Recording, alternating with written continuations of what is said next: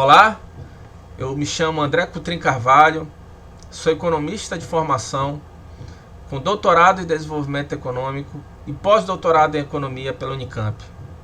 Sou professor pesquisador aqui da Universidade Federal do Pará e conselheiro do Conselho Regional de Economia do Estado do Pará e Amapá.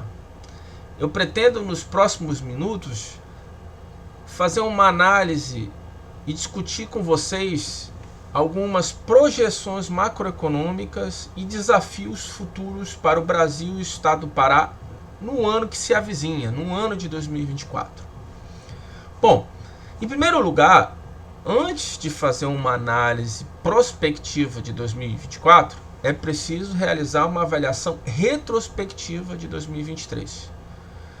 Sendo assim, diferentemente do que muitos analistas pessimistas do mercado apregoavam e erraram, os resultados macroeconômicos do ano de 2023 foram surpreendentemente positivos.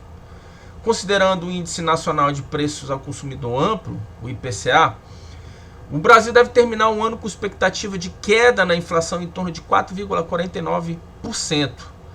A taxa básica de juros, a Selic, um termômetro importante da economia, deve encerrar um ano em torno de 11,75%, um nível alto, porém menor do que o esperado.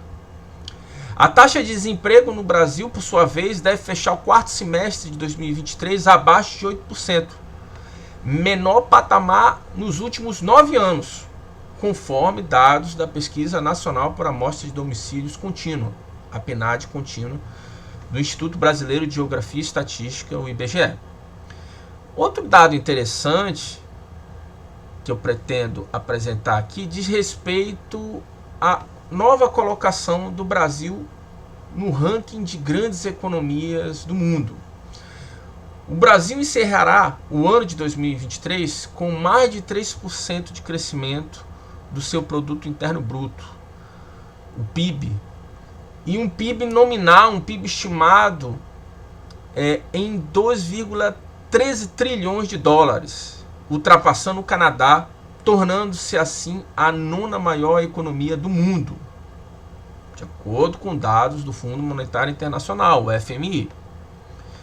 O FMI aponta ainda que até 2026 o Brasil pode subir um degrau a mais e se tornar a 8ª maior economia do mundo, com PIB estimado em expressivos 2,476 trilhões de dólares. Desta forma, é preciso saber que a missão mais importante da gestão do governo Lula para o ano de 2024, entendo eu, é manter os caminhos do crescimento econômico sustentado no Brasil, com distribuição de renda funcional, setorial, regional e pessoal. Isso implica uma abordagem que integre a sustentabilidade ambiental na execução de políticas econômicas, visando não apenas a estabilidade de preços e o controle de inflação, mas também a promoção de uma governança em prol do uso sustentável dos recursos naturais, em especial no estado do Pará. Feito esse preâmbulo, projeto para 2024 um cenário desafiador para a economia, porém com motivos para um otimismo cauteloso, que será descrito nos seguintes termos. Primeiro, projeta-se uma expansão moderada do PIB entre 1,5% a 2,5%, impulsionada principalmente pelo consumo das famílias e pela recuperação da confiança dos investimentos. Segundo, a inflação seguirá sendo um grande obstáculo a ser superado, projetada em torno de 5%, acima da meta de 3,25%, perseguida pelo Banco Central. O governo federal terá que seguir combinando de forma cuidadosa políticas fiscais e monetárias para evitar uma possível deterioração das expectativas inflacionárias. Terceiro, espera-se que o Banco Central inicie um ciclo de cortes na taxa básica de juros nos primeiros meses de 2024. No entanto, a tendência é de seguir mantendo a Selic em patamar elevado, algo em torno de 10%, como forma de sustentar uma política monetária contracionista. Quarto, após o desempenho positivo em 2023, impulsionada pela alta dos preços das commodities, é razoável projetar uma desaceleração do crescimento do setor de commodities, da indústria extrativa e da agropecuária para o ano de 2024. Mesmo assim, o setor externo brasileiro e o agronegócio continuarão sendo importantes para a economia, o que deve ajudar na balança comercial e no fortalecimento das reservas de divisas. Quinto ponto, os setores de construção civil, indústria, serviços e comércio tendem a liderar, em grau maior ou menor, é bem verdade, o crescimento em 2024. A situação fiscal, por ser turno, permanecerá sendo um desafio, com a necessidade de equilibrar investimentos públicos e o controle da dívida sob a égide do novo arcabouço fiscal.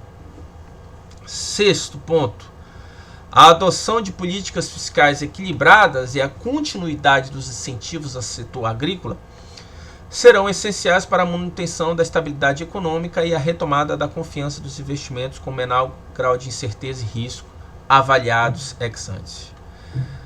Após essa análise sobre as perspectivas para a economia brasileira do ano de 2024, torna-se relevante delinear também uma projeção sobre o cenário regional.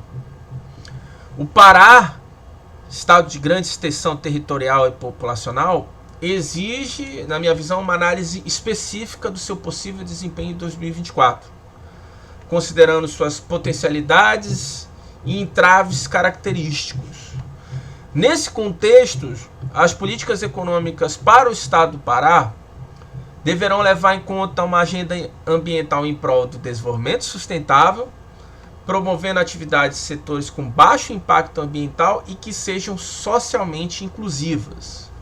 Ou seja, a pauta da sustentabilidade precisa ser incorporada de forma transversal, permeando não apenas o discurso, mas as decisões e os recursos alocados na prática.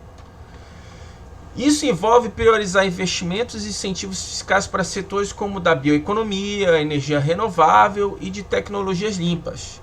E, fundamentalmente, a substituição do modelo de manejo atual pelo de integração lavoura, pecuária, floresta, que a gente chama de ILPF. Além disso, é fundamental aprimorar a governança ambiental, com coordenação entre agências da esfera estadual e federal, para combater práticas ilegais de desmatamento e queimadas de forma efetiva nas fronteiras do território paraense. Espera-se ainda que o PIB do Pará cresça em linha com a média do Brasil, entre 1,5% a 2,5%, impulsionado por setores como a mineração, a agropecuária, a indústria extrativa e o comércio. Em 2023, a taxa de informalidade permaneceu elevada, atingindo cerca de 57,1% da população paraense, conforme dados da PNAD contínua trimestral do IBGE.